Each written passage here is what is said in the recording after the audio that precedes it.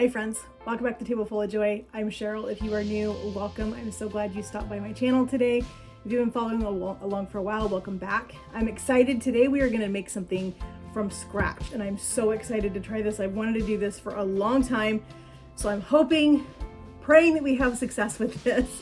So I am making a soup tonight for my husband that he absolutely loves, and it's a lasagna soup. And so he loves lasagna. He loves this lasagna soup. But this lasagna soup gets served with a scoop of ricotta cheese in the soup when you serve it. And so I want to make fresh ricotta. So I thought I would bring you guys along with me as we make some fresh ricotta. We have everything that we need, super simple ingredients. I'm only making a half of a recipe because fresh ricotta does not last very long. And so I don't have a lot of plans for fresh ricotta, so I just have it for the soup tonight, but I may use it a little bit for something else later in the week. But I don't want to waste ingredients. I'm not going to make a huge batch. So we're just making a half a batch. So we're going to do 2 cups of milk, 1 cup of heavy cream, some salt, and 1.5 tablespoons of vinegar. That's it. That's all the ingredients. That literally is all that's in ricotta cheese. And what's fascinating about that is when you look at the recipe and then you go grab a carton of ricotta cheese at the grocery store and look at the ingredients. It isn't just these simple ingredients. They put other things in it. And so I was excited to get to try this myself. It's so easy. It doesn't take very long to do. Other equipment that you need to have to do this is you need to have a Dutch oven or some kind of an enamel pot. You want something that's a non-reactive because you're putting vinegar in it. You also need to have a candy thermometer or some kind of a thermometer that you can put on the edge of your pot and get this down in there so that you can watch your temperature, because you have to really watch your temperature closely. That's super, super important.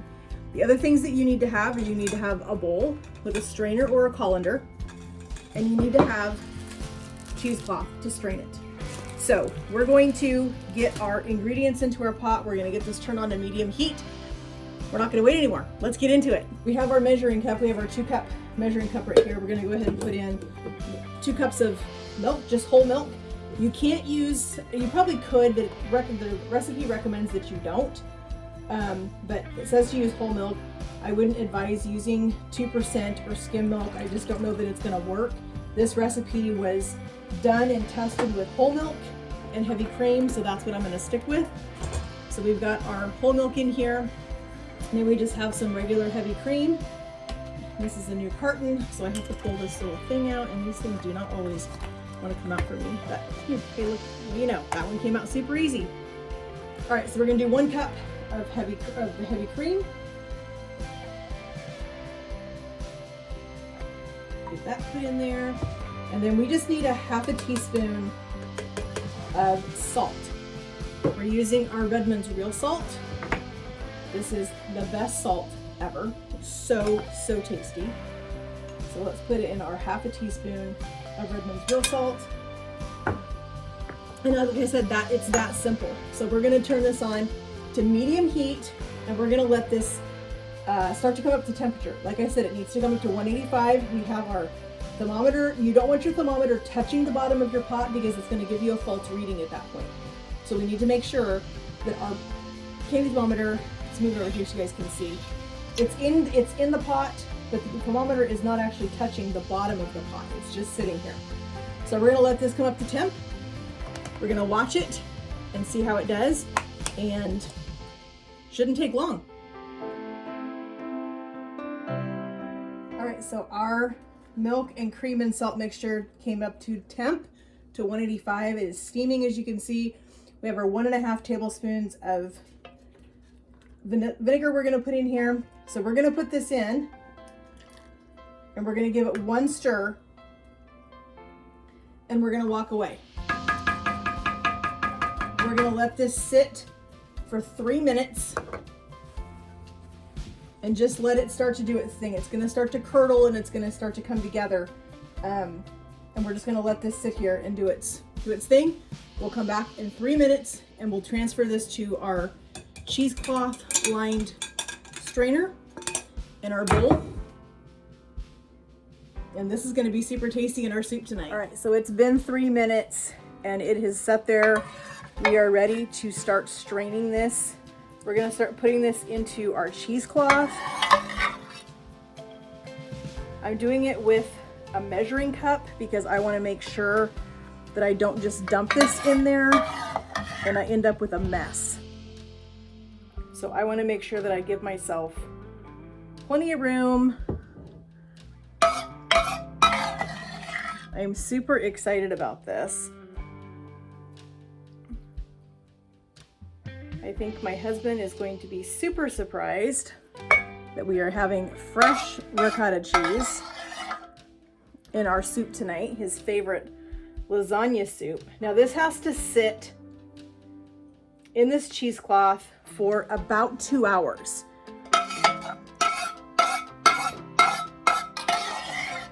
Which is going to be perfect because we need to still make our soup, and we still have some flatbread that we're making. So all three of these videos for today's delicious dinner will be linked in the description box for you so that you guys can go check it out. All right, I think we're probably at a spot now where I can just dump. Let's grab a spatula. We'll just use this little one right here. Good thing that I just did dishes. So we're just gonna scrape out all these little bits down in here. So we make sure that we get everything out. All right, so we're just gonna let our ricotta mixture sit there in our sink with our bowl. It's gonna sit there for a couple of hours. It needs to cool, it needs to settle, and it needs to finish draining all of our liquid, which is what it's doing right now. So it's gonna finish doing that. And then this is gonna be amazing in our soup. So I'm excited. All right, so we have our beautiful homemade ricotta cheese. We're gonna dump this into this bowl because we're gonna flavor this ricotta cheese up, not just for our soup, but we also made some flatbreads earlier with our sourdough discard, and we are going to make some little flatbreads, and we are gonna put some of our fresh ricotta cheese on those. So let's go ahead and roll this right out of your cheesecloth.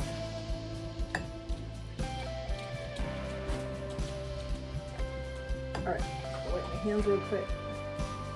So we're gonna put in some fresh garlic, because why not? Fresh garlic is so much better.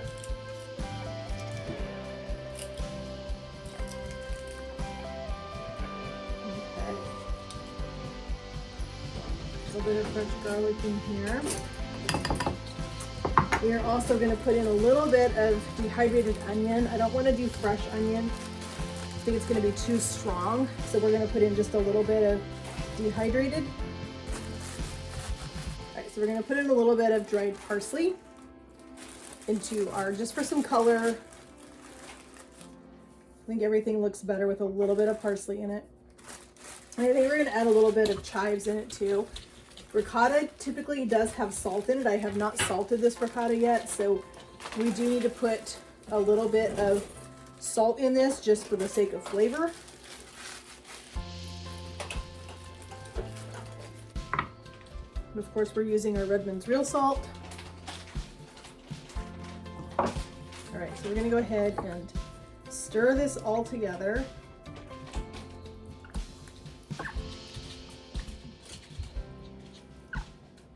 I tasted this earlier and it tastes so, so good.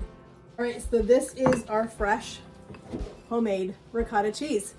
You can see all of those beautiful herbs in there. That's gonna be super tasty with our soup. And also, like I said, we're gonna make some flatbreads. We're gonna put this on with some fresh tomato and some fresh basil.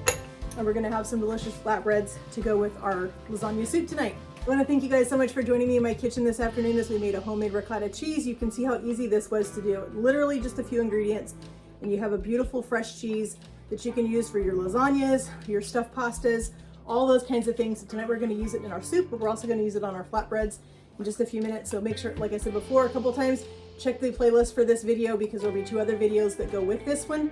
So you guys can see the complete thing that we did today for all of this. But it just means so much to me that you guys would spend time with me in my kitchen, that you would come and hang out, see what I'm doing here. I love hanging out with you guys. Again, like I said, if you guys have made fresh cheese before, leave me some comments below and let me know what you guys have made, because I'm interested in trying some more recipes and experimenting a little bit more, because this was super fun today. So again, thank you guys so much for joining me. I hope you guys all have a great evening, and we'll see you again in the next video. God bless.